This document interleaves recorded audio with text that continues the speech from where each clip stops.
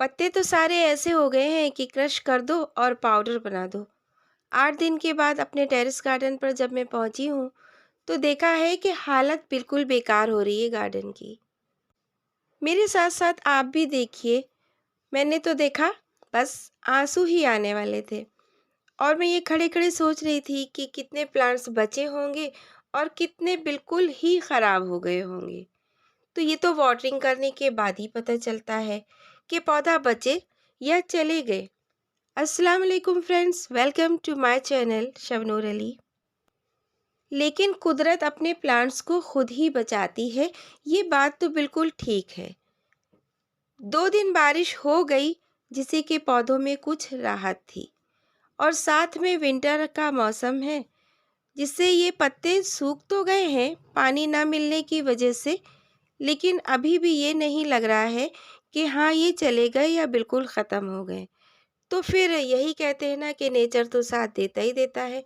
आप अपने पौधों से अगर प्यार करते हैं, तो कुदरत को भी प्यार है अपने पौधों से, फूलों से। लेकिन फिर भी देखकर ऐसा लग रहा था कि ये सारे प्लांट्स चले गए हैं। ये देखिए पीले पड़ गए पत्ते, बिल्कुल पानी ना मिलने की वजह से पीले हुए हैं, ये कोई बीमारी नहीं है। और ये सब अंडर वाटरिंग का शिकार हो गए। तो मैं दिखाती हूँ आपको, हिबिस्कस तो वैसे भी डोरमेंसी में जाने वाले हैं। और ये मिराबिलीज है, पूरी छत पर इसके पत्ते फैले हुए हैं और बीज भी गिरे हुए हैं। अमरूद तो पूरे के पूरे पौधे पत्ते ऐसे झड़ रहे हैं, थोड़ा सा भी आप उसको हिलाइएगा तो ये सारे पत्ते पूरे टेरेस पर बिखरे हुए हैं।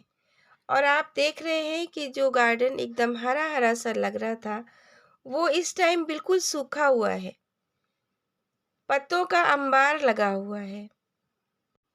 और जो छोटी छोटी बॉटल्स में कटिंग लगाई थी या छोटे छोटे पौधे लगाए थे, वो भी बिल्कुल झुलसे हुए हैं। कुछ की तो कंडीशन ऐसी है कि वो अब ठीक नहीं होने वाले हैं।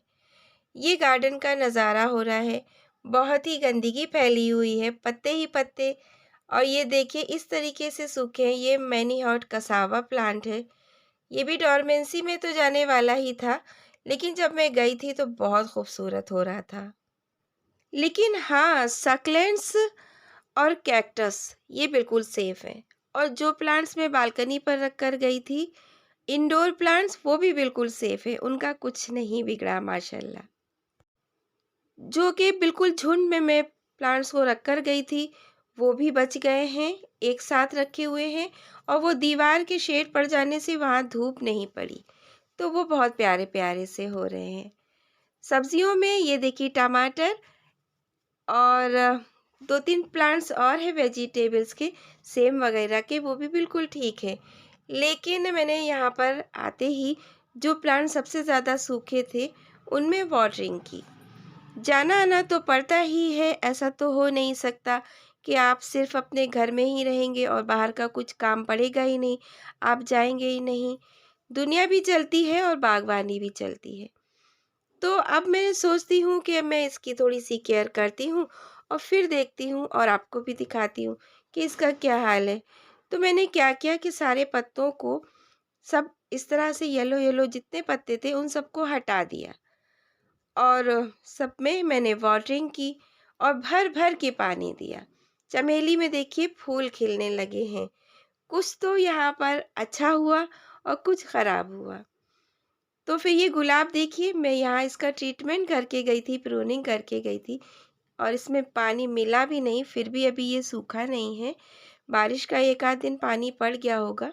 और हिबिस्कस ये खिलने वाला है, इस पर भी ट्रीटमेंट करके गए थे, इसकी भी मिट्टी बिल्कुल सूखी है, पर वो फूल खिल रहा है।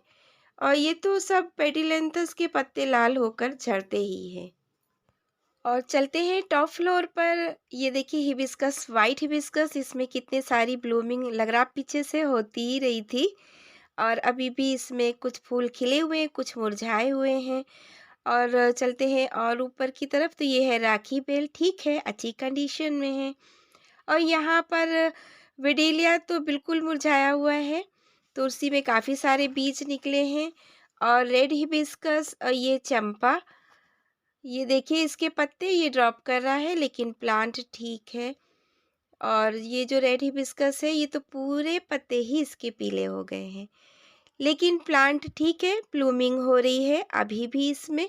तो ऐसे हार्डी मजबूत प्लांट जो कि परमानेंट प्लांट होते हैं और हर मुश्किल को झेल जाते हैं, मैं आपको एडवाइस दूंगी कि उन्हें ज़रूर ग्रो कीजिए।